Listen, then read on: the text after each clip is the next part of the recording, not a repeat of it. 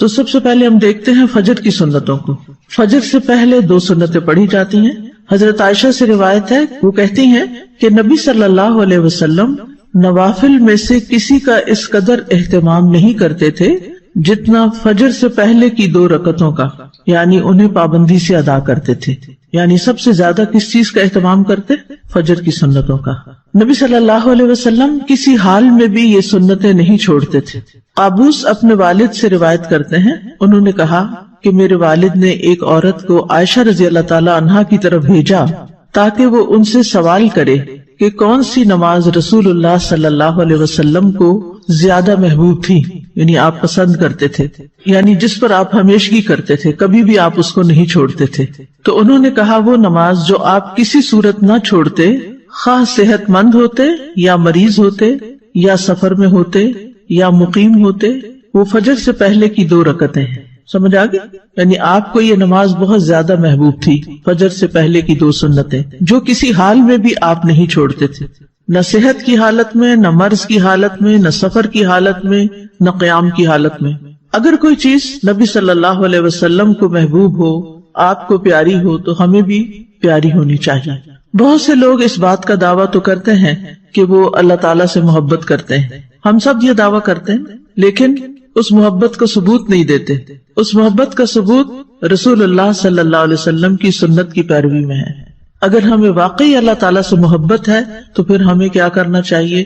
صبح سویرے اٹھ کر جو پہلی نماز ہم پڑھتے ہیں، یعنی دن کے آغاز میں، وہ صحیح طور پر ادا ہونی چاہیے. یعنی اس کے صرف فرض نہ پڑھ لیں بلکہ سنتیں بھی پڑھیں. صحیح مسلم کی حدیث ہے، حضرت عائشہ رضی اللہ عنہا روایت کرتی ہیں، رکعت الفجر خیر من الدنیا وما فیہا، فجر سے پہلے کی 2 رکعتیں دنیا اور جو کچھ اس میں ہے اس سے بہتر ہیں. دنیا کی کوئی بھی چیز جس کو حاصل کرنے کا ہمیں شوق ہوتا ہے، اس کے لیے ہم کتنی ایفرٹ لگاتے ہیں، کتنی تگ و دو کرتے ہیں، کتنی بھاگ دوڑ کرتے ہیں، اور پھر اگر وہ مل جائے تو کتنے خوش ہوتے ہیں اور سب کے ساتھ شیئر کرتے ہیں. ان سب چیزوں سے بہتر ہے یہ 2 رکعتیں. ایک اور روایت ہے صحیح مسلم کی، حضرت عائشہ رضی اللہ عنہا سے روایت ہے کہ نبی صلی اللہ علیہ وسلم نے طلوع فجر کے وقت 2 رکعت نماز پڑھنے کے بارے میں فرمایا کہ ان کو پڑھنا میرے نزدیک ساری دنیا سے زیادہ محبوب ہے. قال فی شأن الرکعتین عند طلوع الفجر، فجر کب طلوع ہوتی ہے؟ جب سورج نکلتا ہے، جب آپ روزہ بند کرتے ہیں، جب رات کا اختتام ہو جاتا ہے. ابن القیم رحمہ اللہ کہتے ہیں کہ جب آپ صلی اللہ علیہ وسلم سورۃ الفاتحہ سے فارغ ہو جاتے تو آپ اس کے علاوہ کسی اور سورت کو پڑھنے لگتے، اور کبھی آپ اس سورت کو لمبا کرتے، کبھی سفر یا کسی اور وجہ سے سورت کو ہلکا کر دیتے، اکثر میانہ روی اختیار کرتے. 3 صورتیں ہو گئی، کون سی؟ خوب لمبا، بالکل چھوٹا اور درمیانہ. تو اکثر کیا کرتے تھے؟ درمیان میں رہتے. سورۃ فاتحہ کے بعد کی قرات کا حکم ابو سعید خدری رضی اللہ عنہ سے مروی ہے کہ ہمیں ہمارے نبی صلی اللہ علیہ وسلم نے نماز میں سورۃ فاتحہ اور جو سورت آسانی سے پڑھ سکیں اس کی تلاوت کا حکم دیا ہے. یعنی عام حکم کیا ہے؟ اٹس این اوپن چوائس، جو آپ کا دل چاہے پڑھے، پابندی نہیں ہے اس میں. جو سورۃ فاتحہ کی تو کیا ہے؟ پابندی ہے کہ وہی پڑھنی ہے آپ نے، اس کا آلٹرنیٹ کوئی نہیں دیا گیا. لیکن باقی قرآن کی قرات میں آپ کے پاس آلٹرنیٹ ہے، جو چاہے پڑھے.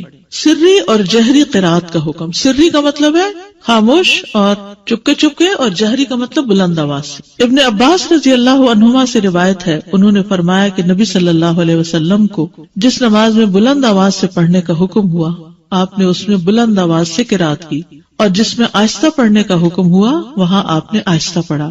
یعنی یہ 2 نمازیں آہستہ اور باقی جہری، یہ آپ کو ایسا ہی کرنے کا حکم ملا ہے. وما کان ربک نسیا، تمہارا رب بھولنے والا نہیں ہے. ایسا نہیں کہ رب سے بھول ہو گئی ہے کوئی.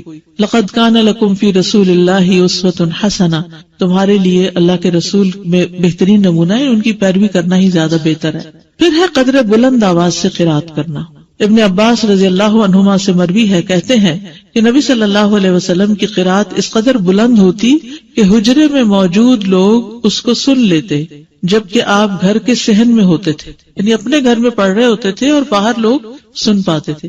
اسی طرح اور صحابہ بھی جب اپنے گھر میں پڑھ رہے ہوتے تھے تو راستے سے گزرنے والوں کو آواز آ رہی ہوتی تھی, اور آپ صلی اللہ علیہ وسلم اندھیرے میں بھی لوگوں کے گھروں کے پاس سے جب گزرتے تو ان کی آوازوں کی وجہ سے ان کے گھروں کو پہچان لیتے تھے. مسجد نبوی میں بھی لائٹ نہیں تھی تو کہاں مدینہ کی گلیوں میں گپ اندھیرے میں بھی آپ کو پتہ چل جاتا تھا کہ یہ کس کا گھر ہے, یہ کس کا ہے, کہ ان کی راتیں آباد ہوتی تھی اور وہ اونچی آواز میں قرات کر رہے ہوتے تھے. اور جب لائٹ ہی نہیں تھی تو مصحف دیکھ کے کہاں سے پڑھنا ہوتا تھا اس وقت رات کے وقت تہجد میں.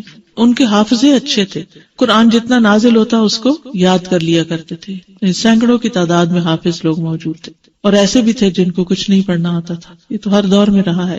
ام ہانی سے روایت ہے, وہ فرماتی ہے کہ میں اپنے گھر کی چھت پر نبی صلی اللہ علیہ وسلم کی قرات سن لیا کرتی تھی, یعنی اتنی بلند آواز سے آپ پڑھتے. عورت کا بھی جہری نمازوں کو بلند آواز سے پڑھنا.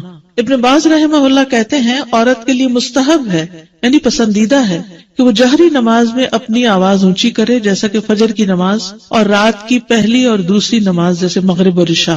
عورت کے لیے بھی مردوں کی طرح یہ نمازیں جہری پڑھنا مستحب ہیں. ہاں اگر غیر آدمی اس کے آس پاس ہوں تو ان کے سامنے آہستہ آواز میں سری نماز پڑھنا افضل ہے, اور اگر وہ جہری نمازوں میں بھی آہستہ پڑھ لے تو اس میں کوئی حرج نہیں, یعنی عورت کے لیے چوائس ہے, چاہے تو اونچا پڑھ لے اور چاہے تو دل میں پڑھ لے. سری نمازوں کی قرات. جابر بن عبداللہ سے روایت ہے کہ انہوں نے فرمایا ہم لوگ امام کے پیچھے ظہر اور عصر کی نمازوں میں پہلی 2 رکعتوں میں سورۃ فاتحہ اور کوئی اور سورت پڑھتے, اور بعد کی 2 رکعتوں میں صرف سورۃ فاتحہ پڑھتے. سمجھ آگے؟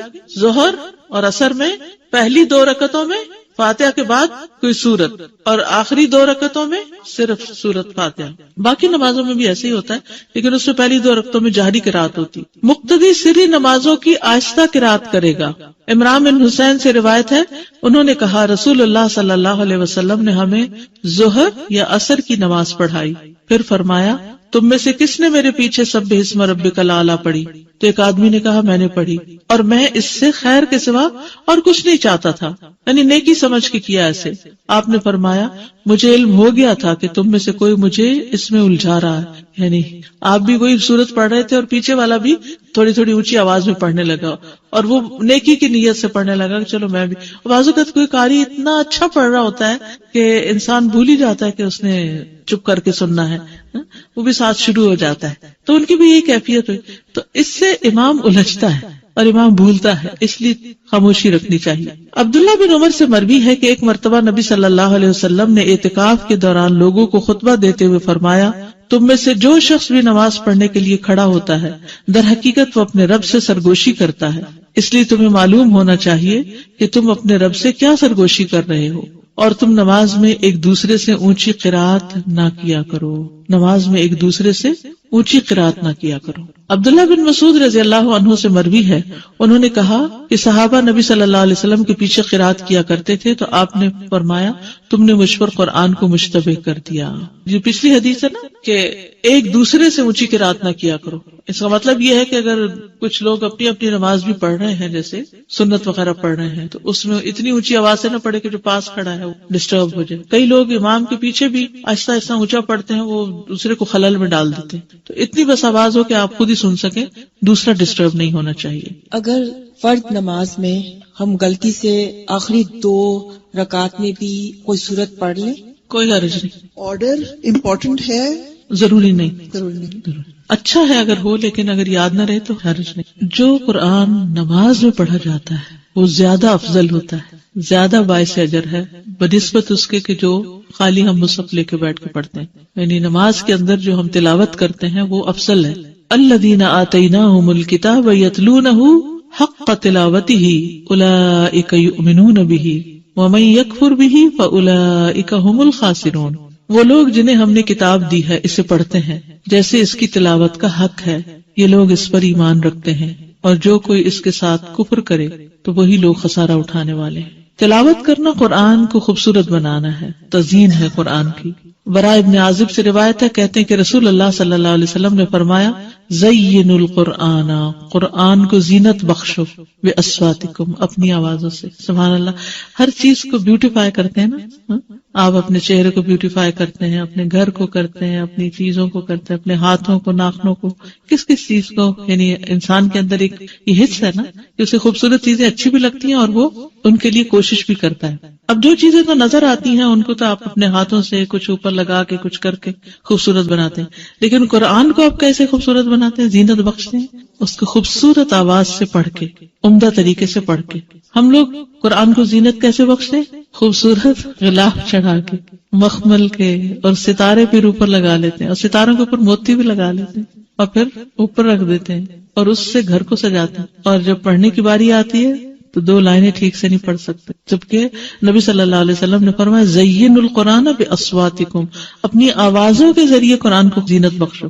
ہر انسان کے اندر اچھی آواز سننے کا ایک ذوق پایا جاتا ہے اور آوازیں انسان کے دل پر اثر انداز ہوتی ہیں. گانا لوگ کیوں پسند کرتے ہیں اگرچہ الفاظ اس کے گھٹیا بھی ہوتے ہیں، اور لوگوں کو اس گانے کے بعض اوقات یا نعت کا خاص طور پر ان کو الفاظ کو کچھ سمجھ نہیں آ رہی تھی کیا پڑھا جا رہا ہے، صرف آواز ہوتی ہے اس میں. یعنی بعض اوقات جیسے اب ربیع الاول آیا چاہتا ہے اور گھر گھر میں میلاد ہوتے ہیں تو اس میں بس نعتوں کی جو سلیکشن کر لیتے ہیں لوگ، اس میں بعض اوقات ٹوٹلی وہ شرکیہ ہوتے ہیں الفاظ، بعض اوقات ویسے ہی غلط ہوتے ہیں. اور جب ان سے پوچھا جائے کہ یہ کیا ہے، اس کا مطلب کیا، تو ایک دفعہ ایسے ہی مجھے کسی نے لیکچر کے لیے بلایا تو میں وہاں گئی تو مجھے پتا چلا کہ یہاں تو کوئی میلاد ہے. تو مجھ سے پہلے کسی نے، ایک بہت پڑھی لکھی خاتون تھی، انہوں نے ایک نعت پڑھی. جب وہ پڑھ نہیں تھے تو میں نے لکھ لیا یہ کیا کہہ رہی ہیں. پھر میں نے اس سے آغاز کیا، میں نے کہا کہ ان الفاظ کا معنی کیا ہے. آپ نے سوچا، اب دیکھیے کہ اس کا مطلب یہ بنتا ہے. مکمل شرک تھا. تو ان کی آنکھیں کھل گئی. یہ کہا جا رہا تھا کیونکہ کوئی سوچتا ہی نہیں کہ کہہ رہے ہیں، صرف کس چیز کو فالو کر رہے تھے، ٹیونز کو. وہ انڈین گانوں کی ٹیونز، کبھی کسی کی کبھی کسی کی، تو صرف کاپی کیا جا رہا ہوتا. کیونکہ انسان کے اندر ایک طلب ہے نا. اب اس کو پتا چلا گانا سننا تو منع ہے، اچھے الفاظ نہیں ہے، شرم کی بات ہے، تو چلو نعت سن لیتے ہیں. نعت کو وہ الٹرنیٹ بنا لیتے ہیں، اور جب وہ نعت سننے لگتے ہیں تو اس میں وہ گانے سے بھی زیادہ بدترین جب شرک آ جاتا ہے اس میں. عمل برباد. آپ دیکھیے شرک ایسی چیز ہے جس سے عمل برباد ہو جاتے ہیں، معمولی چیز نہیں ہے. اور ایسی مجلس میں نہیں بیٹھنا چاہیے کہ جس میں شرک کی باتیں ہو رہی ہوں. لیکن بعض اوقات اتفاق ہو جاتا ہے، آپ کے سامنے ایسی چیزیں آ جاتی ہیں تو پھر آپ کا فرض بنتا ہے کہ آپ لوگوں کو سمجھائیں بھی. اور سمجھانے کا طریقہ یہ ہونا چاہیے کہ ان الفاظ کو کھول کے ان کے سامنے رکھ کے انہیں سے پوچھیں، ان سے کوسچن کریں. اچھا بعض اوقات کہتے نہیں ہمارا یہ مطلب نہیں، ہم تو یہ کہتے ہیں. بھئی آپ مطلب کچھ بھی بنائے، لفظ تو یہی کہہ رہے ہیں. تو جب انسان صحیح طور پر قرات کر لیتا ہے یا اچھی قرات کا ذوق اس کو ہو جاتا ہے، وہ سننے لگتا ہے، تو آپ یقین کریں دنیا کی کوئی دوسری آواز اچھی بھی نہیں لگتی، کچھ اور پھر دل پہ لگتا ہی نہیں. استاذہ آپ نے جیسے نعت کا ذکر کیا، اب جو ہمارے بچوں کے لیے فتنہ ہے وہ نشید کا ہے. میوزک اس میں ہر طرح کی بیٹ ہے، لیکن نشید کے نام پہ اس کو حلال کر لیا گیا. پھر استاذہ جب قرآن پڑھا جاتا ہے تو وہ اتنا میریکولس ہے کہ اس کی ردم سے کہتے ہیں کہ کافی نان مسلمز کا یہ ریسرچ ہوئی ہے کہ ان کے سامنے صرف قرآن پڑھا جا رہا ہوتا ہے یا قرات وہ کہیں سن لیتے ہیں تو سیدھا دل پہ اثر ہوتا ہے. تو جو کہ میوزک کی یہ بات نہیں ہے. اور جتنی اچھی قرات ہوتی، قاری عبد الباسط کی آواز سن کے تو لوگ مسلمان بھی کئی ہوئے ہیں. اور نبی صلی اللہ علیہ وسلم کا طریقہ یہی تھا کہ لوگوں کو، نان مسلمز کو قرآن کی تلاوت سناتے تھے. اور جب جن کا بھی ہو گیا تھا، سارے جنہوں نے جب سنا تھا آپ صلی اللہ علیہ وسلم کو تلاوت کرتے ہوئے، تو جتنا اثر اس کا ہے اتنا تو آئی ڈونٹ تھنک سو کہ کسی بھی. تو ہماری نمازیں بھی اچھی کیوں نہیں؟ کیونکہ اس میں جو قرات ہم کرتے ہیں وہ قرات ٹھیک نہیں. تو نمازیں ٹھیک ہو جائیں گی تو پھر کیا ہوگا؟ قرآن بھی ٹھیک ہو جائے گا، سب کچھ ٹھیک ہو جائے گا، جس میں قرآن کی قرات بھی ٹھیک ہوگی. استاذہ میں 2-3 سال پہلے عمرہ کے لیے گئی ہوئی تھی. اتفاق سے 12 ربیع الاول کو ہم لوگ مدینہ میں تھے، اور ہم جن گروپ کے ساتھ میں گئے ہوئے تھے تو انہوں نے کہا کہ رات میں آئے، ہمارے یہاں بڑی محفل جمے گی. ہم لوگ تو نہیں گئے، 2 فیملیز تو نہیں گئی، لیکن ایک فیملی چلی گئی اور بولنے لگے وہ ڈائننگ روم میں دروازے بند کر کے پھر وہ اپنی وہی کرنے لگے. اتنا مطلب اس جگہ پہ بھی جا کے اصل میں لوگ جو ہیں وہ عقیدت میں کرتے ہیں، لیکن لا علمی کی وجہ سے کسی اور طرف چل پڑے. تو ہمیں پھر اچھے طریقے سے خیر خواہی کے ساتھ سمجھانا چاہیے. جی آگے چلتے. شقیق بن سلمہ رحمہ اللہ نے کہا عبداللہ کے پاس سے کوئی سونے سے مزین مصحف لے کے گزرا، یعنی سونے کا پانی لگا ہوتا. تو انہوں نے کہا مصحف کو سب سے بہتر چیز جس سے مزین کیا جا سکتا ہے وہ حق کے ساتھ اس کی تلاوت کرنا ہے. سونے کا پانی چڑھانا نہیں بلکہ اچھی قرات کرنا. ہر حرف پر 10 نیکیاں ملتی ہیں. نماز میں 3 آیات کی تلاوت کا اجر. 3 آیات. رسول اللہ صلی اللہ علیہ وسلم نے فرمایا کیا تم میں سے کوئی شخص یہ پسند کرتا ہے کہ جب وہ اپنے گھر واپس آئے تو اس میں 3 بڑی فربہ حاملہ اونٹنیاں موجود پائے؟ ہم نے عرض کی جی ہاں. آپ نے فرمایا پس 3 آیات جنہیں تم میں سے کوئی شخص اپنی نماز میں پڑھتا ہے وہ اس کے لیے 3 موٹی تازی حاملہ اونٹنیوں سے بہتر ہیں. یعنی قل هو اللہ احد اللہ الصمد لم یلد ولم یولد ولم یکن لہ کفوا احد پڑھنا جو ہے اتنا مال اکٹھا کرنے سے بہتر ہے. اب یہ صرف میں آپ کو بتا رہی ہوں جو چیز احادیث سے پتہ چلتی ہے کہ نماز میں بھی قرات کا فائدہ کتنا ہے. میں نے پہلے عرض کیا نا کہ نماز کے اندر جو قرآن پڑھا جاتا ہے اس کا اجر و ثواب بڑھ جاتا ہے، اور 3 آیتوں کا اجر بھی 3 اونٹنیوں سے مادی چیزوں سے اس کو برابر کر کے دکھایا گیا، کمپیریزن کیا گیا. نماز میں 10 آیات کی تلاوت کا بے حد اجر و ثواب. نبی صلی اللہ علیہ وسلم نے فرمایا جس آدمی نے رات کی نماز میں 10 آیات تلاوت کی اس کے لیے اجر کا خزانہ لکھ لیا جاتا ہے، اجر کا خزانہ، اور یہ خزانہ دنیا و ما فیہا سے بہتر ہے. اللہ اکبر. اور پھر جب قیامت کا دن ہوگا تو تمہارا رب عز و جل فرمائے گا پڑھتا جا اور ہر آیت کے بدلے میں 1 درجہ چڑھتا جا، یہاں تک کہ جو سب سے آخری آیت اس کو یاد ہوگی اس تک پہنچ جائے گا. تب تیرا رب عز و جل بندے سے فرمائے گا مٹھی بھرو. وہ بندہ اپنے ہاتھ کے اشارے سے کہے گا اے رب تو خوب جانتا ہے کہ کیا بھروں. تو وہ فرمائے گا کہ ایک ہاتھ میں ہمیشگی اور دوسرے میں نعمتیں بھر لو. اور یہ اجر و ثواب ہے کس چیز کا؟ نماز میں قرآن کی تلاوت کا. 10 آیات کی تلاوت غفلت سے نکالنے کا سبب ہے، اور یہ سب نماز سے متعلق اجر ہے. وہ جو آپ پڑھتے ہیں نا ہر حرف پہ 10 نیکیاں، وہ نماز یا نماز کے علاوہ سب جگہ ہے. لیکن یہ اب نماز کے اندر پڑھنے لگے تو اجر کتنا بڑھ گیا. رسول اللہ صلی اللہ علیہ وسلم نے فرمایا جس شخص نے 10 آیتوں سے قیام کیا وہ غافلوں میں نہیں لکھا جاتا، یعنی وہ غافل نہیں. 100 آیات کی تلاوت فرما برداری کی علامت ہے. ومن قام ب100 آیۃ کتب من القانتین، اور جو 100 آیتوں سے قیام کرے وہ فرما برداروں میں لکھا جاتا ہے. قوموا للہ قانتین میں اس کا شمار ہو جاتا ہے. رسول اللہ صلی اللہ علیہ وسلم نے فرمایا جس نے رات کی نماز میں 100 آیات کی تلاوت کی اسے غافلین میں نہیں لکھا جاتا، اسے فرما برداروں میں لکھ لیا جاتا ہے. 1000 آیات کی تلاوت کا بے انتہا اجر. رسول اللہ صلی اللہ علیہ وسلم نے فرمایا جو 1000 آیات سے قیام کرے وہ بے انتہا ثواب جمع کرنے والوں میں لکھا جاتا ہے. تو اس کے لیے حرص ہونی چاہیے کہ کچھ صورتیں زبانی آتی ہوں جنہیں ہم نماز میں پڑھ سکیں. 30واں پارہ تو کرنا ہی کرنا چاہیے، اور اس کے لیے میں نے آپ کو ایک ہوم ورک دیا تھا کہ آپ ایک اسکیجول بنا لیں 30ویں پارے کو پڑھنے کا، کہ فجر میں کون سی صورتیں پڑھنی ہے اور ظہر میں اور عصر میں ترتیب بنا لیں. تو اس سے یہ ہوگا کہ انشاءاللہ بہت کچھ نماز میں پڑھ سکتے ہیں. جی مغرب، عشاء، تہجد یہ سب اس میں آتا ہے. ایون فجر بھی آپ دیکھیں دن نکلنے سے پہلے پڑھی جاتی ہے.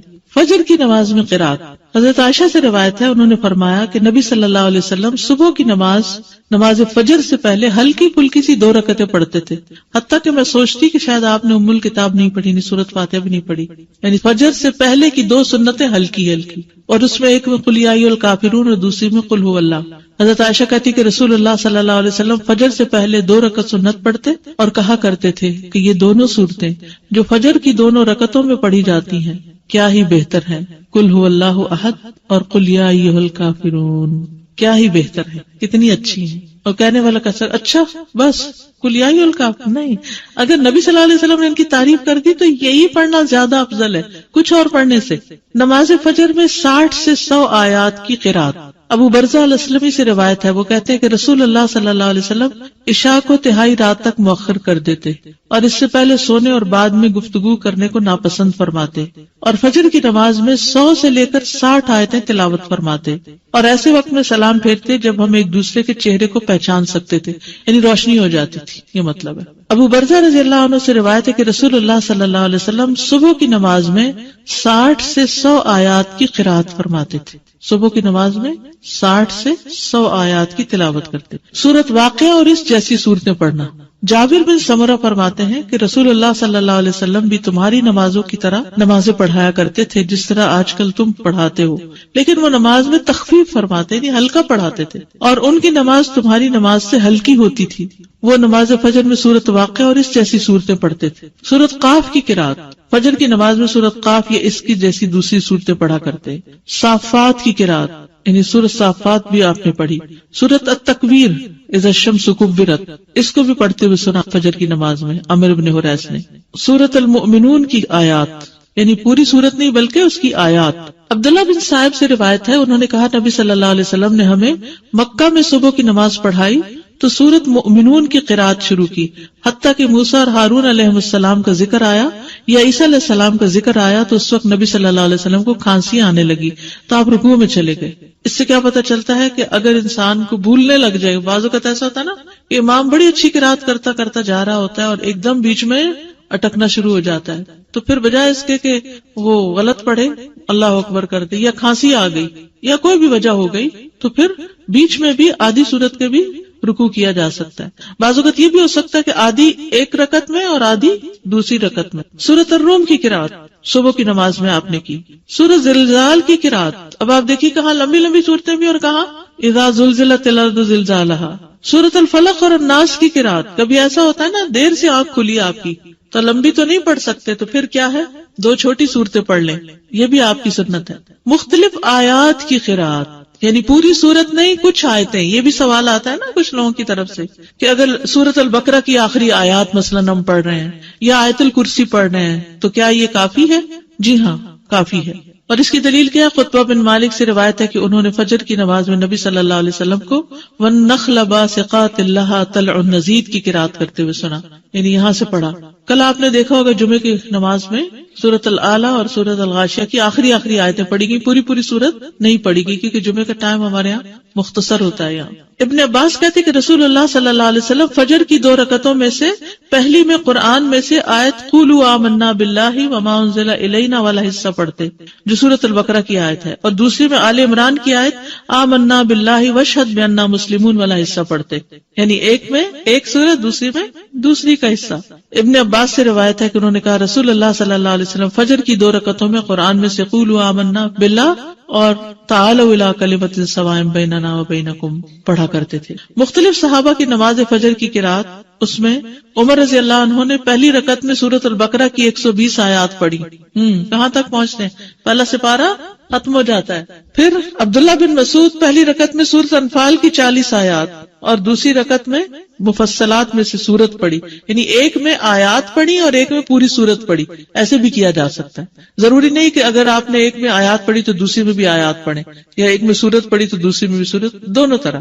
قتادہ نے اس شخص کے متعلق جو ایک سورت کو 2 رکعتوں میں اس کے 2 حصے کر کے یا ایک ہی سورت کو 2 رکعت میں دہراتا ہے، فرمایا یہ سب اللہ کی کتاب ہے، ہر طرح سے پڑھنا جائز ہے. سورۃ اخلاص کی قرات ہر سورت میں ایک صحابی پڑھتے تھے تو آپ کو شکایت کی گئی تو آپ نے پوچھا اس سے، تو اس نے جواب دیا مجھے اس سورت سے محبت ہے.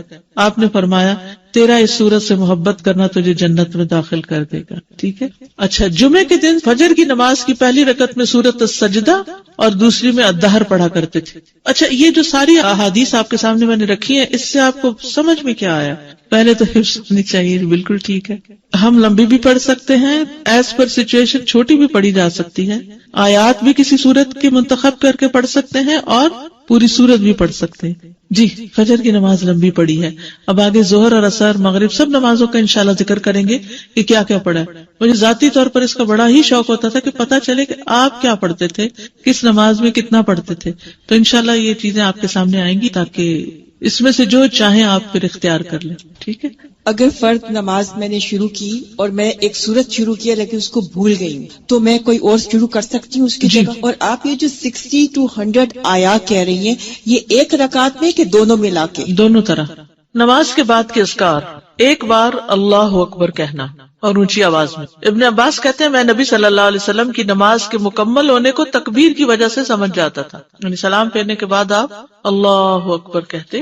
نمبر 2، 3 بار استغفر اللہ کہنا، میں اللہ سے بخشش مانگتا ہوں. صبان کہتے ہیں کہ رسول اللہ صلی اللہ علیہ وسلم جب اپنی نماز سے فارغ ہوتے تھے تو 3 مرتبہ استغفار فرماتے. ولید کہتے ہیں کہ میں نے اوزائی سے پوچھا آپ استغفار کس طرح فرمایا کرتے تھے، تو انہوں نے کہا آپ اس طرح فرماتے استغفر اللہ استغفر اللہ استغفر اللہ. اس کی کیا حکمت ہے؟ نماز کے بعد استغفار کرنے. استغفار کا مطلب ہے بخشش مانگنا، یعنی اگر کوئی ہم سے غلطی ہو گئی ہے، بھول چوک ہو گئی ہے تو اللہ تعالیٰ اس کو معاف کر کر دینا اور ہماری نماز قبول کر لینا، غلطی معاف کر کے۔ نمبر 3، اللہم انت السلام ومنک السلام تبارکت ذی الجلال والاکرام۔ استغفار کے بعد ثوبان رضی اللہ عنہ کہتے ہیں کہ رسول اللہ صلی اللہ علیہ وسلم جب اپنی نماز سے فارغ ہوتے تو 3 مرتبہ استغفار فرماتے اور یہی پڑھتے اللہم انت السلام آخر تک۔ نمبر 4، لا الہ الا اللہ وحدہ لا شریک لہ لہ الملک ولہ الحمد وہو علی کل۔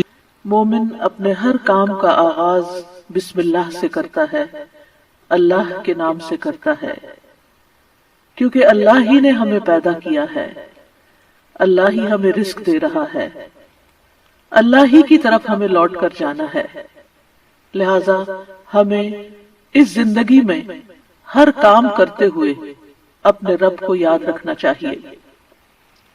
قرآن مجید کا آغاز بھی اللہ سبحانہ وتعالی نے بسم اللہ سے کیا اور ہمارے لیے یہی مشروع کیا کہ ہم اپنا ہر قول اور عمل بسم اللہ کے ساتھ شروع کریں۔ پہلی وحی کا آغاز بھی اللہ کے نام کے ساتھ ہوا۔ جبریل امین نے پہلی مرتبہ جب نبی صلی اللہ علیہ وسلم کو قرآن مجید کی پہلی آیت سکھائی تو فرمایا اقرأ بسم ربک الذی خلق، اپنے رب کے نام سے پڑھ جس نے پیدا کیا۔ تو گویا عبادت ہو یا ہمارے دنیا کے کام ہو، ان سب میں ہمیں اپنے رب کو یاد رکھنا ہے، اور اس کے بے شمار فائدے بھی ہیں۔ اللہ سبحانہ تعالیٰ کا نام بابرکت ہے، لہذا جب ہم اللہ کے نام سے کوئی کام شروع کرتے ہیں تو ہمارے کاموں میں برکت پیدا ہو جاتی ہے۔ قرآن مجید میں آتا ہے تبارک اسم ربک ذو الجلال والاکرام، بہت بابرکت ہے تیرے رب کا نام جو بہت عظمت والا، اکرام والا ہے۔ جب ہم عبادت کرتے ہیں تو کہتے ہیں ایاک نعبد و ایاک نستعین، صرف تیری ہی ہم عبادت کرتے ہیں اور تجھی سے ہم مدد چاہتے ہیں، کیونکہ ہم کمزور ہیں، ہم اللہ کی عبادت کا حق ادا نہیں کر سکتے۔ اس لیے کوئی بھی کام جو عبادت کی نوعیت سے تعلق رکھتا ہو، خاص عبادات سے، ان کے آغاز میں بھی اللہ کا نام لینا چاہیے، کیونکہ اس سے اللہ کی مدد حاصل ہوتی ہے، اور پھر مزید نیک کاموں کی توفیق بھی ہوتی ہے۔ انسان برائی سے بچتا ہے، شیطان کے وار سے محفوظ رہتا ہے، کیونکہ اللہ تعالیٰ کی مدد، توفیق اور سپورٹ انسان کو حاصل ہو جاتی ہے، اور انسان کے اندر کوئی فخر اور غرور نہیں آتا۔ وہ یہی سمجھتا ہے کہ جو بھی نیک کام میں کر رہا ہوں وہ اللہ کی مدد سے، اللہ کی توفیق سے ہی کر رہا ہوں، اس میں میرا اپنا کوئی کمال نہیں۔ وما توفیقی الا باللہ، نہیں مجھے توفیق مگر اللہ کے نام کے ساتھ ہی۔ پھر اسی طرح جب انسان بسم اللہ سے کام کا آغاز کرتا ہے تو انسان کو اخلاص نصیب ہوتا ہے، کیونکہ جب اللہ کا نام لیا تو اللہ کے نام کے ساتھ اللہ ہی کے لیے کام کرنا چاہیے، جو بھی کچھ ہم کریں۔ اور پھر اگر وہ کام صحیح ہے، عبادت کا ہے یا دنیاوی امور سے متعلق ہے، تو پھر ہماری نیت اور ہمارا قبلہ درست ہو جاتا ہے، انسان کو اخلاص نصیب ہو جاتا ہے۔ پھر اسی طرح یہ ہے کہ انسان جب اللہ کے نام کے ساتھ کوئی کام کرتا ہے تو اللہ کی نعمتوں کی یاد دہانی بھی ہوتی ہے۔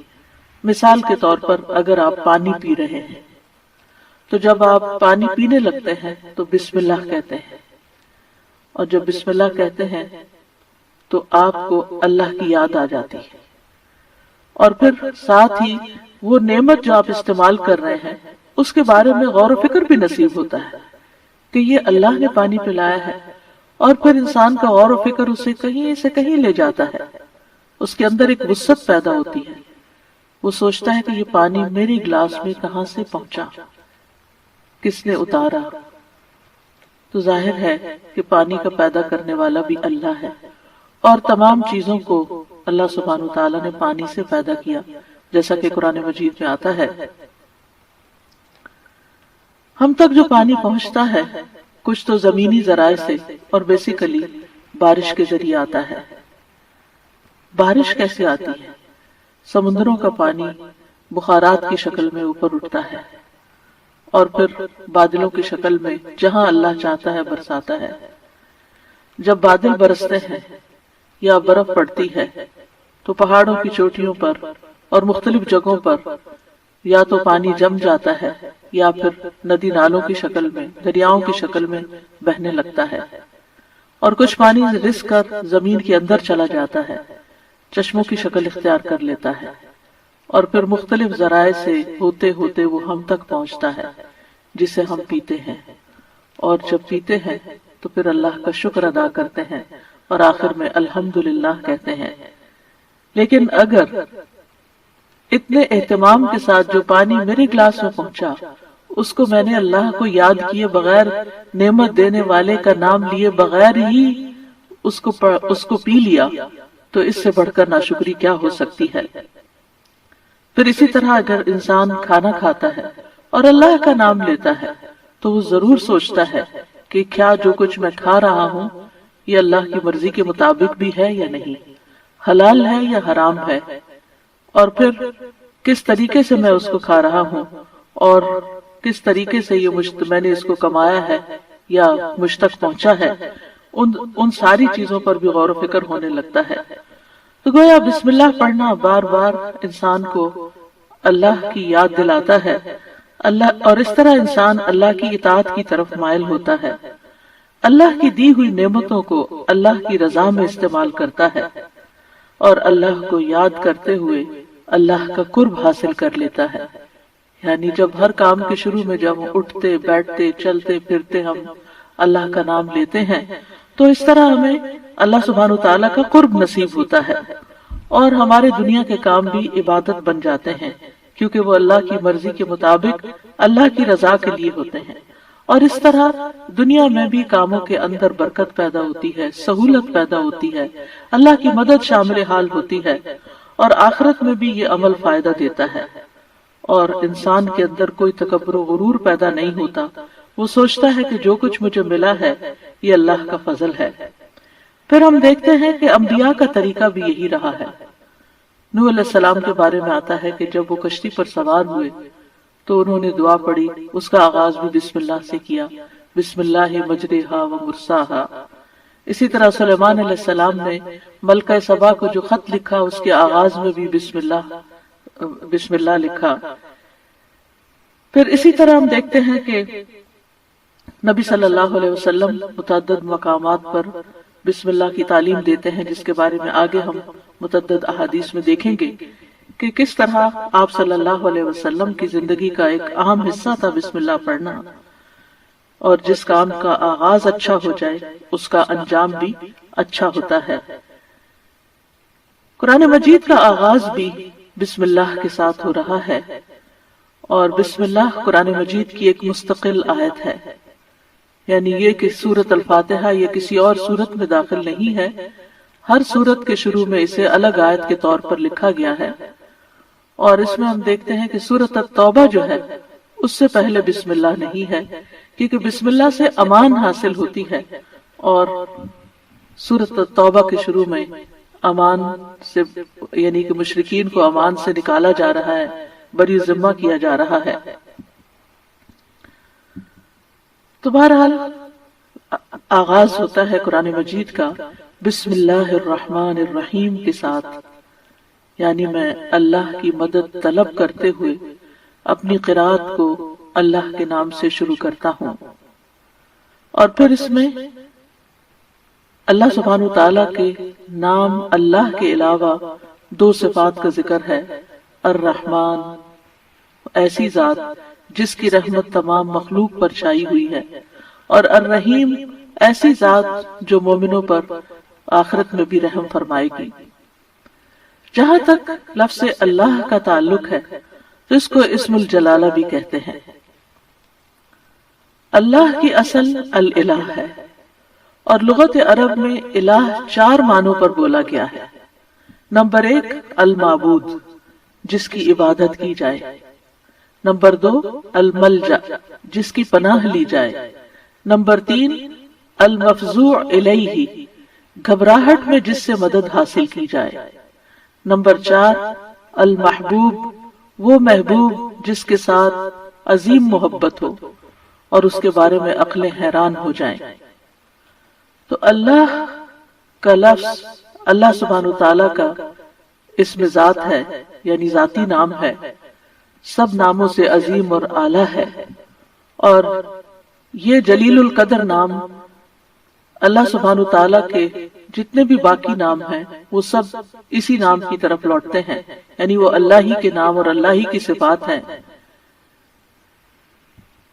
اور اس کو امام غزالی کہتے ہیں کہ یہ اللہ تعالیٰ کے ناموں میں سے سب سے زیادہ عظیم نام ہے، کیونکہ یہ اس ذات الہی پر دلالت کرتا ہے جو تمام صفات الہیہ کو جمع کرنے والی ہے، یہاں تک کہ کوئی بھی صفت اس سے جدا اور علیحدہ نہیں ہو سکتی، یعنی اللہ تعالیٰ کے جتنے بھی باقی اچھے اچھے نام ہیں وہ سب اللہ ہی کے نام ہیں۔ وَلِلَّهِ الْأَسْمَاءُ الْحُسْنَى، کہ اللہ ہی کے لیے ہیں اچھے اچھے نام۔ سورۃ الاسراء میں آتا ہے قُلِ ادْعُوا اللَّهَ أَوِ ادْعُوا الرَّحْمَٰنَ أَيَّمَّا تَدْعُوا فَلَهُ الْأَسْمَاءُ الْحُسْنَى، کہہ دیجئے کہ اللہ کو پکارو یا رحمان کو پکارو، تم جس کو بھی پکارو گے سو بہترین نام اسی کے ہیں۔ اسی طرح سورۃ الحشر میں آتا ہے هو اللہ الخالق البارئ المصور لہ الاسماء الحسنى، وہ اللہ ہی ہے جو خاکہ بنانے والا ہے، گھڑنے ڈھالنے والا ہے، صورت بنا دینے والا ہے، سب اچھے اچھے نام اسی کے ہیں، اسی کی تسبیح کر رہی ہے ہر وہ چیز جو آسمانوں اور زمین میں ہے، وہی سب پر غالب کمال حکمت والا ہے۔ تو اس لیے بہت ضروری ہے کہ جب ہم بسم اللہ مختلف مقامات پر کہتے ہیں تو ہمیں اللہ کی پہچان بھی ہونی چاہیے۔ اللہ سبحانہ وتعالیٰ کو پہچاننا بھی ضروری ہے، اور اس کی پہچان اس کی نشانیوں کے ساتھ بھی ہوتی ہے جو کائنات میں پھیلی ہوئی ہیں، اس کی پہچان اس کی کتاب کے ذریعے بھی ہوتی ہے، اور اس کی پہچان نبی صلی اللہ علیہ وسلم نے بھی کروائی ہے۔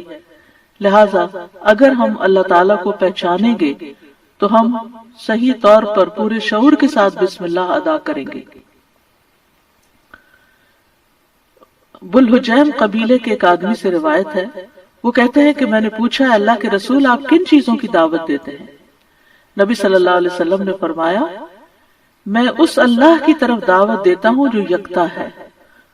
قال ادعو الی اللہ وحدہ، وہ اللہ کون ہے؟ اللہ وہ اللہ کہ جب تم پر کوئی مصیبت آتی ہے اور تم اسے پکارتے ہو تو وہ تمہاری مصیبت دور کر دیتا ہے، اور جب تم کسی بیابان اور جنگل میں راستہ بھول جاؤ اور اس سے دعا کرو تو وہ تمہیں واپس پہنچا دیتا ہے، جب تم قحط سالی میں مبتلا ہوتے ہو اور اس سے دعا کرتے ہو تو وہ پیداوار ظاہر کر دیتا ہے، یعنی تمہارے سب کام وہی بناتا ہے۔ لیکن یہاں خاص طور پر اس آیت کے اندر یعنی بسم اللہ الرحمن الرحیم کے اندر اللہ سبحانہ وتعالیٰ نے اپنا جو تعارف کرایا ہے، اپنی جو پہچان کرائی ہے، وہ اپنی صفت رحمت کے ساتھ کروائی ہے کہ کون ہے اللہ؟ وہ جو بے حد مہربان، بہت ہی زیادہ مہربان۔ الرحمن فعلان کے وزن پر مبالغہ کا صیغہ ہے کہ جو بہت ہی زیادہ، یعنی انسان کی عقل اس کو کمپریہنڈ کر ہی نہیں سکتی کہ وہ کتنا مہربان ہے۔ اور پھر مزید اسی صفت سے، صفت رحمت ہی سے الرحیم کا لفظ آیا کہ جو بار بار رحم کرنے والا ہے۔ لہذا اللہ سبحانہ وتعالی وہی ہے جو اپنی رحمتیں نچھاور کرتا ہے، اور رحمت کا مطلب ہے نرمی اور شفقت کرنے والا۔ گویا اللہ سبحانہ وتعالی کی صفات میں اللہ تعالیٰ کے اپنے بندوں کے ساتھ، اپنی مخلوق کے ساتھ معاملہ کرنے میں نرمی اور شفقت ہے۔ اور رحمان اور رحیم دونوں صفات اللہ ہی کی ہیں، دونوں نام اللہ ہی کے ہیں، لیکن دونوں میں تھوڑا فرق ہے۔ رحمان ایسی رحمت والا جس کی رحمت دنیا کی تمام مخلوقات کو اور آخرت میں مومنوں کو بھی شامل ہے، یعنی یہ رحمت عام ہے۔ اور اسی نام سے اللہ سبحانہ وتعالیٰ نے اپنے آپ کی پہچان کروائی کہ الرحمن علی العرش استویٰ، وہ بے حد رحم فرمانے والا عرش پر بلند ہوا۔ اور رحیم سے مراد ایسی رحمت والا کہ جو قیامت کے دن صرف مومنوں کے لیے ہوگی، اور ہم جانتے ہیں کہ اللہ سبحانہ وتعالی کی رحمت کے 100 حصے ہیں، جس میں سے صرف ایک حصہ دنیا میں اتارا ہے، باقی اللہ سبحانہ وتعالی نے آخرت کے لیے، یعنی اس کی باقی رحمتیں 99 جو ہے وہ آخرت کے لیے ہیں، جس کی بنا پر وہ بندوں کی بخشش فرمائے گا۔ یہاں دونوں ناموں کو اکٹھا کیوں کیا گیا ہے؟ اللہ سبحانہ وتعالیٰ کے دونوں نام الرحمن اور رحیم کا مل کر آنا اللہ سبحانہ وتعالیٰ کی رحمت کے مزید کمال کو بیان کرتا ہے، اور اس کے بارے میں ابن القیم رحمہ اللہ کہتے ہیں کہ جہاں تک الرحمن اور رحیم دونوں ناموں کو جمع کرنے کا تعلق ہے تو اس کا معنی ان دونوں معنوں سے اچھا ہے جو معنی ان کے الگ الگ بیان کیے جاتے ہیں، یعنی وہ مزید جمع ہو جاتا ہے، اور وہ یہ ہے کہ الرحمن اللہ کی قائم صفت پر دلالت کرتا ہے، اور لفظ الرحیم اللہ کی مخلوق پہ کی جانے والی رحمت سے تعلق رکھتا ہے۔ پس نام اللہ یعنی پہلا نام جو ہے اللہ کی ذاتی صفت یعنی ذاتی صفت رحمت پہ دلالت کرتا ہے، اور دوسرا نام اللہ کے فعل پر دلالت کرتا ہے کہ اللہ اپنی رحمت کے ساتھ مخلوق پر رحم فرماتا ہے۔ اور ابن قیم یہ بھی کہتے ہیں کہ ان دونوں صفات کو جمع کرنے کا یہ فائدہ ہے کہ اللہ نے دنیا میں جلد اور آخرت میں بعد میں واقع ہونے والی رحمت کی خبر دی ہے، اور اللہ کی خاص اور عام رحمت کے متعلق خبر دی گئی ہے، اور اللہ کی رحمت اس کے غضب پر غالب ہے۔ ابو ہریرہ کہتے ہیں کہ رسول اللہ صلی اللہ علیہ وسلم نے فرمایا، جب اللہ مخلوق کو پیدا کر چکا تو اس نے اپنی کتاب لوح محفوظ میں لکھا جو اس کے پاس عرش پر موجود ہے کہ میری رحمت میرے غضب پر غالب ہے، اور اس کی رحمت بہت وسیع ہے۔ قرآن مجید میں آتا ہے وَرَحْمَتِي وَسِعَتْ كُلَّ شَيْءٍ، میری رحمت نے ہر چیز کو گھیر رکھا، کوئی اس کو مانتا ہے یا نہیں مانتا، اس کی عبادت کرتا ہے یا نہیں کرتا، تو ہم جتنے بھی ہم دنیا میں لوگ چل پھر رہے ہیں سخت نافرمانیاں کرتے ہیں، لیکن اس کے باوجود وہ ہمیں جینے کی مہلت دیتا ہے، رزق دیتا ہے، ہمارے کام سنوارتا ہے، ہمیں مشکلات سے بچاتا ہے۔ تو اللہ کے یہ دونوں نام جو ہیں یہ انسان کو اگر ان کی پہچان ہو جائے تو ہر غم اور پریشانی اس کی دور ہو جائے، کیونکہ ہر تکلیف میں ہر مشکل میں اگر انسان یہ یاد کر لے کہ میرا رب بڑا ہی مہربان ہے، بڑی ہی رحمت فرمانے والا ہے، تو انسان کی پریشانی دور ہو جائے کہ وہ ہے کوئی جو میری مشکل آسان کر سکتا ہے، اور وہ اپنی رحمت فرمائے گا اور ضرور کر دے گا۔ تو ہمیں ہر کام سے پہلے بسم اللہ پڑھنی چاہیے، کیونکہ اللہ سبحانہ وتعالیٰ کا نام لینے والا کامیاب ہوتا ہے، اور جیسے کہ قرآن مجید میں آتا ہے قد افلح من تزکا وذکر اسم ربہ فصلی، بے شک کامیاب ہو گیا جو پاک ہوا اور اس نے اپنے رب کا نام یاد کیا، یعنی رب کا یہ نام لینا کامیابی کی علامت ہے، کامیابی کی ضمانت ہے۔ اور پھر نماز پڑھی، یعنی اس آیت کا ترجمہ ہے، اور صبح و شام خاص طور پر اللہ کا نام لینا چاہیے۔ سورۃ الانسان میں آتا ہے وَاذْكُرِ اسْمَ رَبِّكَ بُكْرَةً وَأَصِيلًا، اور اپنے رب کا نام صبح اور پچھلے پہر یاد کیا کرو۔ تو بہرحال اللہ کا نام لینا برکت کا سبب ہے۔ ایک شخص نے نبی صلی اللہ علیہ وسلم سے کہا، ہم کھانا تو کھاتے ہیں لیکن ہم سیر نہیں ہوتے، ہمارا پیٹ نہیں بھرتا۔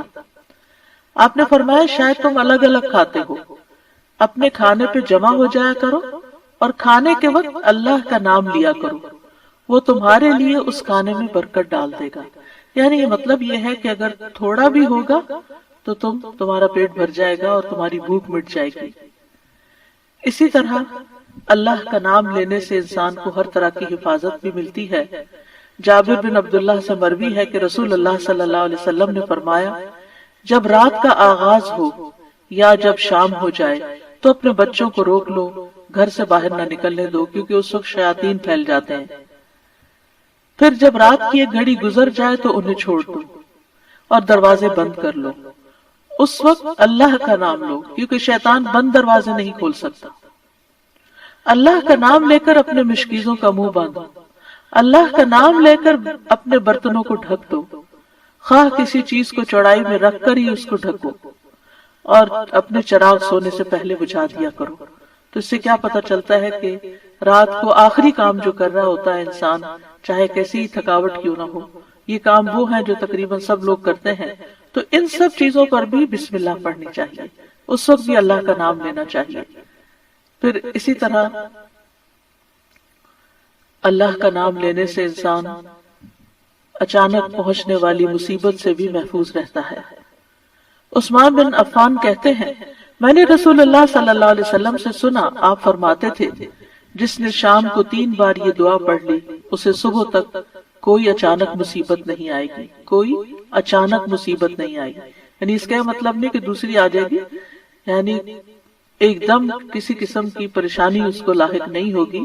اور وہ دعا ہے بسم اللہ الذی لا یضر مع اسمہ شیء فی الارض ولا فی السماء وہو السمیع العلیم.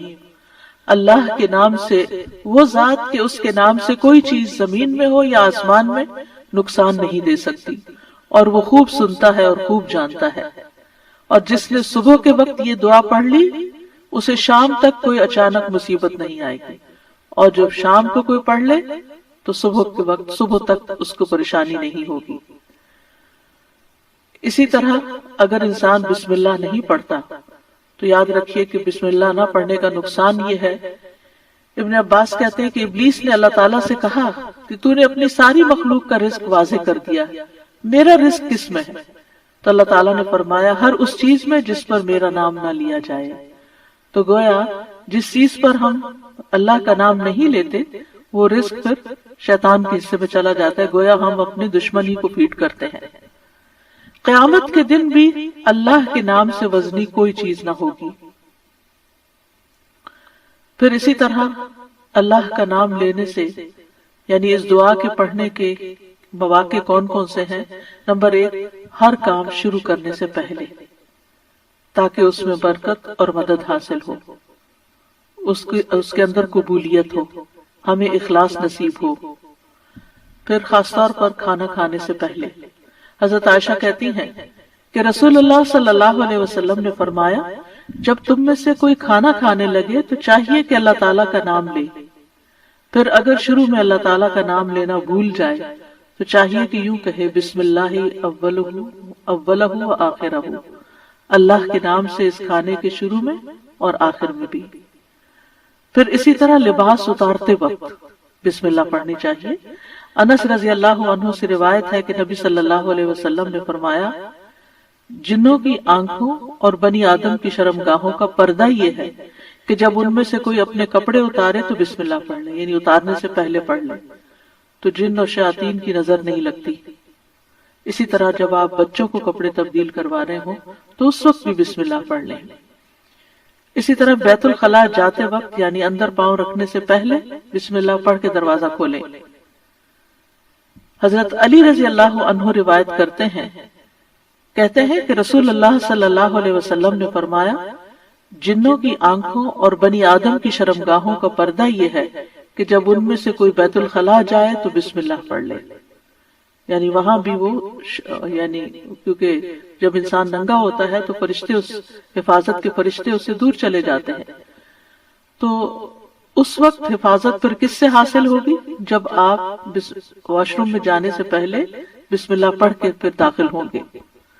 اسی طرح وضو سے پہلے ابو ہریرہ کہتے ہیں کہ رسول اللہ صلی اللہ علیہ وسلم نے فرمایا لا صلاۃ لمن لا وضوء له ولا وضوء لمن لم يذكر اسم اللہ تعالی علیہ، کہ جس کا وضو نہیں اس کی نماز نہیں، اور جو شخص وضو کے شروع میں اللہ تعالیٰ کا نام نہ لے اس کا وضو نہیں. اب یہاں وللضالین آمین. ربنا تقبل منا ربنا تقبل منا انك انت السميع العليم وتب علينا انك انت التواب الرحیم. یا رب جو کچھ کیا تو اسے اپنے لیے قبول فرما لے اور آئندہ بھی زیادہ سے زیادہ علم عطا فرما. رب زدنی علما رب زدنی علما. اللہ ہمارے نفع مند علم میں اضافہ فرما. اللہ ہم ہر لمحہ علم میں آگے بڑھتے رہیں اور درجات کی بلندیوں تک پہنچے اور اس کی حفاظت بھی فرمانا. یا اللہ ہمارے والدین پر رحم فرما جنہوں نے ہمیں پیدا کیا، پالا پوسا، ہمارے لیے تکلیفیں برداشت کی، ہمیں سکھایا پڑھایا. رب زدنی علما رب زدنی علما رب ارحمہما کما ربیانی صغیرا رب ارحمہما کما ربیانی صغیرا.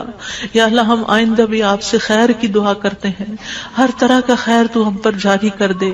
رب انی لما انزلت الی من خیر فقیر. اللہ ہم ہر خیر کے محتاج ہیں، اللہ تو ہمیں اپنی ہر خیر سے نواز. یا رب ہمیں بہترین اولاد عطا فرما، بہترین رشتہ دار عطا فرما. یا اللہ تو نے ہمارے رشتہ دار بنائے، ہمارے لیے ہمارے گھروں میں سکون پیدا کر دے. یا اللہ تو ہم سب کو معاف کر دے، ہم سب پر رحم فرما، تو بہترین رحم کرنے والا ہے. یا اللہ تو ہم سب کے لیے اپنے پاس جنت میں گھر بنا دے. رب ابن لی عندک بیتا فی الجنہ. یا رب العالمین دنیا میں بھی ہمیں سچائی کے مقام پہ داخل کر اور سچائی کے مقام سے ہی نکال، اور اپنے پاس سے مددگار قوتیں فراہم کر. نیکی کے جس کام کو ہم لے کر چلے ہیں یا اللہ اس کو قبول کر لے اور اس کے اندر بے پناہ برکتیں ڈال دے اور اس خیر میں دن بدن اضافہ ہوتا چلا جائے. یا رب العالمین تو ہمیں جہاں بھی لے جا برکت کے ساتھ لے جا.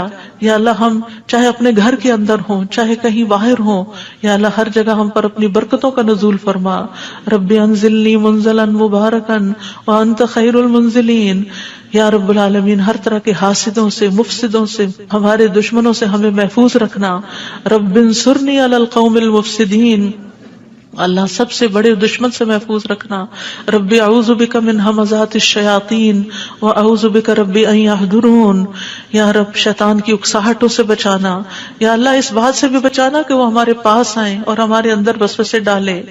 یا رب العالمین تو ہمیں بخش دے، تو ہم پر رحم فرما. اللہ ہمیں اور ہماری اولادوں کو نماز کا پابند بنا دے. یا اللہ تو ہماری دعائیں سن لے، ہماری اولاد کو ہدایت دے دے. اللہ ہمارے پیچھے انہیں ہمارا صدقہ جاریہ بنا دے. اللہ ان کی نسلوں میں ایمان کو باقی رکھ. یا رب العالمین ہمیں بھی بخش دے، ہمارے والدین کو بخش دے، ہماری اولادوں کو بخش دے، ہمارے عزیزوں دوستوں رشتہ داروں کو بخش دے، اور قیامت کے دن سارے مومنوں کو بخش دے. یا رب العالمین تو ہمیں دنیا میں بھی اور آخرت میں بھی صالحین کا ساتھ عطا فرما، اور ہمیں جنت کے وارثوں میں شامل کر دے، اور ہمیں قیامت کے دن رسوا نہ کرنا. اللہ اپنی ساری نعمتوں پر ہمیں شکر ادا کرنے والا بنا جو تو نے ہمیں عطا کی، ہمارے والدین کو عطا کی، اور ہمیں اپنی رحمت کے ساتھ نیک بندوں میں شامل کر لینا. یا اللہ ہماری اولاد کی اصلاح کر دے. اللہ انہیں ایمان نصیب فرما. یا اللہ انہیں تقوی عطا کر، انہیں حیا عطا کر، تو ان کی حفاظت فرما. یا اللہ ان کے ایمان کی حفاظت فرما. اللہ انہیں ہمارا اطاعت گزار بنا، والدین کا وفادار بنا. یا اللہ انہیں دین ایمان عطا فرما، انہیں یہ دین ایمان پر فخر عطا فرما. ربنا آتنا فی الدنیا حسنہ وفی الآخرۃ حسنہ وقنا عذاب النار. اے ہمارے رب ہمیں دنیا میں بھلائی عطا فرما اور آخرت میں بھی بھلائی عطا فرما، اور ہمیں آگ کے عذاب سے بچا. ربنا آتنا من لدنک رحمہ وہیئ لنا من امرنا رشدا. اے ہمارے رب ہمیں اپنے پاس سے رحمت عطا کر اور ہمارے لیے ہمارے معاملے میں رہنمائی عطا فرما. ربنا علیک توکلنا والیک انبنا وَإِلَيْكَ الْمَصِيرُ. اے ہمارے رب ہم نے تجھ پر بھروسہ کیا اور تیری طرف ہم نے رجوع کیا اور تیری ہی طرف ہم نے لوٹنا ہے. تو ہمارا لوٹنا بہت خوشگوار کر دینا. اللہ موت بہت آسان کر دینا، قبر کے عذاب سے بچا لینا، ہماری قبریں روشن کر دینا، جنت کا باغ بنا دینا. یا رب العالمین حشر کے دن امن کے ساتھ اٹھانا، اپنے عرش کا سایہ نصیب کرنا اور ہم پر اپنا نور تمام کر دینا. ربنا اتمم لنا نورنا واغفر لنا انک علی کل شیء قدیر. اے ہمارے رب ہمارے لیے اب ہمارا نور پورا کر دے اور ہمیں بخش دے، یقیناً تو ہر چیز پر خوب قادر ہے. ربنا هب لنا من ازواجنا وذرياتنا قرة اعین واجعلنا للمتقین اماما. اے ہمارے رب ہمیں ہمارے ازواج، ہماری اولاد سے آنکھوں کی ٹھنڈک عطا کر اور ہمیں متقین کا امام بنا. اللہ ہماری اولاد کو ہر طرح کے شر سے محفوظ رکھ، ہر بیماری سے، ہر گمراہی سے محفوظ رکھ. اللہ ہمارے بچوں کو ہماری آنکھوں کی ٹھنڈک بنا دے. ربنا افرغ علینا صبرا وتوفنا مسلمین. اللہ ہم پر صبر ڈیل دے. جو چیزیں ہمیں زندگی میں پسند نہیں، جو چیزیں ہمارے لیے مشکل ہیں، یا اللہ ان کے معاملے میں ہمیں صبر عطا کر اور ہمیں اس حال میں موت دے کہ ہم مسلمان ہوں، تجھ سے اچھا گمان رکھنے والے ہوں، آخری وقت میں لا الہ الا اللہ پڑھنے والے ہوں. اللہ ہمارے دلوں کو ٹیڑھا نہ کرنا. ربنا لا تزغ قلوبنا بعد اذ ہدیتنا وہب لنا من لدنک رحمہ انک انت الوہاب. یا اللہ ہمیں ایمان پر ثابت قدمی عطا فرما. اللہ ہمارے گناہوں کو بخش دینا, ہمیں آگ کے عذاب سے بچانا. اللہ ہم بڑے گناہگار ہیں, حقیقت میں گناہگار ہیں, یہ صرف منہ کی بات نہیں. اللہ صحیح کہہ رہے ہیں کہ بالکل ہم اپنی خطاؤں کا اعتراف کرتے ہیں, ہم اپنی کوتاہیوں کا, اپنی بھول چوک کا, اپنی ناسمجھی کم عقلی بے وقوفیوں کا. یا اللہ جو ہم نے تیرے حق میں کوئی بھی کوتاہی کی تو ہمیں معاف فرما دے. ربنا اغفر لنا ذنوبنا واسرافنا في امرنا وثبت اقدامنا وانصرنا على القوم الكافرين. اے ہمارے رب ہمارے لیے ہمارے گناہوں کو اور ہمارے معاملے میں ہماری زیادتیوں کو بخش دے, ہمیں ثابت قدم رکھ اور کافر قوم کے مقابلے میں ہماری مدد فرما. یا رب العالمین ہمیں بخش دے, ہمارے بھائیوں کو جو ہم سے پہلے ایمان لائے, اور ہمارے دلوں میں ان لوگوں کے لیے کوئی کینہ نہ رکھ جو ایمان لائے. اے ہمارے رب بے شک تو بے حد شفقت کرنے والا, نہایت رحم کرنے والا ہے. یا رب العالمین ہم نے ایک پکارنے والے کو سنا جو ایمان کے لیے پکار رہا تھا, اے رب ہم ایمان لے آئے. اے ہمارے رب ہمارے گناہوں کو بخش دے اور ہماری برائیاں ہم سے دور کر دے اور ہمیں نیک لوگوں کے ساتھ فوت کرنا. فاغفر لنا ذنوبنا وکفر عنا سیئاتنا وتوفنا مع الابرار.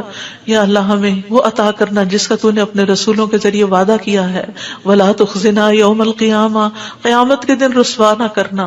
انک لا تخلف المیعاد, اللہ قیامت کے دن جہنم کی آگ سے بچا لینا. ربنا اصرف عنا عذاب جہنم ان عذابها کان غراما, کیونکہ اس کا عذاب تو لازم ہونے والا ہے, بے شک وہ بری ٹھہرنے کی جگہ اور بری اقامت گاہ ہے. یا رب العالمین جس کو تو آگ میں داخل کرے گا اس کو تو نے رسوا کر دیا, اور ظالموں کے لیے کوئی مددگار نہیں. یا رب العالمین ہمیں اور ہماری اولادوں کو بخش دینا اور جنت عدن میں داخل کر لینا. یا اللہ ہمارے ازواج کو ہماری آنکھوں کی ٹھنڈک بنا دے. یا رب العالمین ہمارے گھروں میں سکون پیدا کر دے, خوشیاں پیدا کر دے. اللہ دل تیرے ہاتھ میں ہے, اللہ ان کے دل بدل دے, اللہ انہیں اپنے گھروں کے اندر سکون دے, وہ باہر سکون نہ تلاش کریں. یا رب العالمین تو ہمارے بچوں کو گھروں کے اندر سکون دے, وہ گھروں کے باہر نہ جائیں. یا رب العالمین اپنے دین کے اندر اعتماد دے, وہ اس دین سے باہر نہ جائیں. ربنا لا تؤاخذنا ان نسينا او اخطأنا ربنا ولا تحمل علينا اصرا كما حملته على الذين من قبلنا ربنا ولا تحملنا ما لا طاقة لنا به واعف عنا واغفر لنا وارحمنا انت مولانا فانصرنا على القوم الكافرين. یا اللہ ہم سے مواخذہ نہ کرنا اگر ہم بھول جائیں یا خطا کر لیں. یا اللہ ہم پہ بھاری بوجھ نہ ڈال جیسے تو نے پہلے لوگوں پہ ڈالے. اے اللہ ہم سے وہ چیز نہ اٹھوا جس کے اٹھانے کی ہم میں طاقت نہیں. کوئی ایسا مسئلہ, کوئی ایسی مشکل, کوئی ایسی بیماری ہم پہ نہ ڈالنا کہ جس کو ہم اٹھا نہ سکتے ہوں. یا رب العالمین تو ہمیں بخش دے, ہم پہ رحم فرما, تو ہمارا مددگار ہے, تو کافر قوم کے مقابلے میں ہماری مدد فرما. یا رب العالمین تو جانتا ہے ہمارے غموں کو, ہمارے دکھوں کو, ہماری تکلیفوں کو, ہماری پریشانیوں کو, ہمارے اندر کی حالتوں کو. یا اللہ اس مجلس میں جتنے اور جو سن رہے ہیں تو سب کے دلوں سے واقف ہے. یا اللہ ہم سب اپنے غم کی شکایت صرف تجھ سے کرتے. اللہ تو ہمارے غم دور کر دے, اللہ ہمارے دکھ دور کر دے, اللہ ہماری پریشانیاں دور کر دے, اللہ ہماری بیماریاں دور کر دے. تو ارحم الراحمین ہے, تیرے لیے تو کچھ بھی مشکل نہیں. یا اللہ تو سارے بیماروں کو صحت دے, سارے دکھی لوگوں کے دکھ دور کر دے. یا رب العالمین ہم جانتے ہیں ہم نے ظلم کیا اپنی جانوں پر تو بخشنے والا ہے, تو پاک ہے, تو ہمیں بخش دے, تو ہمارے لیے کافی ہو جا. ہم تجھی پہ بھروسہ کرتے ہیں. تو رب العرش العظیم ہے, تو عرش عظیم کا مالک ہے, تو آسمان و زمین کو پیدا کرنے والا ہے. تو ہی ہمارا دنیا اور آخرت میں دوست ہے. تو ہمیں اسلام کی حالت میں موت دینا اور ہمیں صالحین کے ساتھ ملا دینا. اے اللہ تو بادشاہت کا مالک ہے, جسے چاہتا ہے بادشاہت عطا کرتا ہے, جس سے چاہتا ہے چھین لیتا ہے, جسے چاہتا ہے عزت دیتا ہے, جسے چاہتا ہے ذلیل کرتا ہے. تیرے ہاتھ میں خیر و بھلائی ہے, بے شک تو ہر چیز پر قدرت رکھنے والا ہے. تو رات کو دن میں داخل کرتا ہے, دن کو رات میں داخل کرتا ہے. تو زندہ کو مردہ سے نکالتا ہے, تو مردہ کو زندہ سے نکالتا ہے. تو جسے چاہتا ہے بے حساب رزق عطا کرتا ہے. یا رب العالمین تو ہمیں دنیا اور آخرت کی ذلت اور رسوائی سے بچا لینا. یا رب العالمین تو ہمیں ایمان والی زندگی اور ایمان پر موت عطا کرنا. یا یا اللہ تو ہمیں دنیا اور آخرت میں بے حساب رزق عطا کرنا، اور دنیا کے رزق کو اپنے راستے میں ہر پینی کو اپنے راستے میں خرچ کرنے کی اور صحیح طور پہ خرچ کرنے کی توفیق دینا۔ اللہ تو ہمیں دین کی سمجھ بوجھ عطا فرما، اللہ تو ہم کو معاف کر دے، اللہ ہمارا حساب آسان کر دینا، اللہ ہمارے دلوں کو دین پر جما کے رکھنا، یا اللہ ہمارے دلوں کو اپنی اطاعت پر قائم کرنا، اللہ ہمیں نمازوں کی محبت دے دے، اللہ ہمارے لیے نمازیں آسان کر دے، یا رب العالمین ہمیں ہدایت دے دے، ہمیں تقویٰ دے دے، ہمیں پاکیزگی عطا کر، ہمیں غنا عطا کر، یا اللہ ہمیں تزکیہ عطا کر دے۔ اللہ تیری رحمتوں سے امید ہے، اللہ تو ہمارے نفس کے حوالے ہمیں نہ کرنا، ایک لمحے کے لیے بھی تو ہمیں ہمارے حوالے نہ کرنا، اور ہمارے سارے حالات کی اصلاح کر دے۔ اللہ ہمیں علم نافع عطا کر،